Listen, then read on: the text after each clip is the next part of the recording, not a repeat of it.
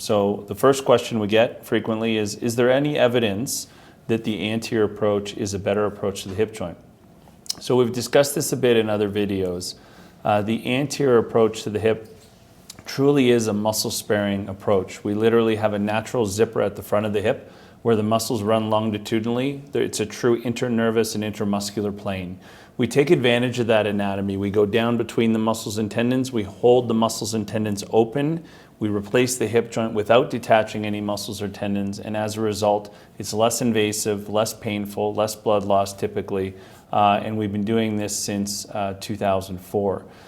There is some objective data. There's studies coming out that look at various things. They look at the patient's function after hip replacement. We look at gait studies after hip replacement in blinded studies.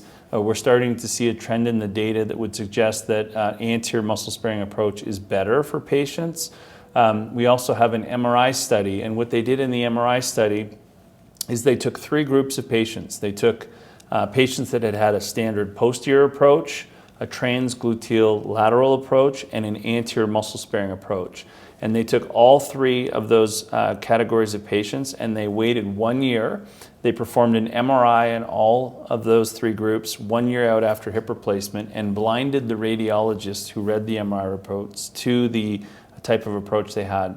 What they concluded in that study was that they could see that all 3 patients had hip replacements implanted, but in the first 2 traditional groups, the transgluteal and the posterior approach, there was evidence of permanent fibrosis, scarring, fatty infiltration, and muscle and tendon damage even a year out after surgery. In the anterior approach group, it looked like a virgin hip. They could see that there was a hip implanted in there, but there was no evidence of permanent muscle or tendon damage, which clearly supports the notion that this is truly a muscle-sparing approach. So I think we have some very good objective data. The studies are still coming out, but in general, I tell patients that we feel that this is the only approach to the hip joint, in our opinion, that is truly minimally invasive.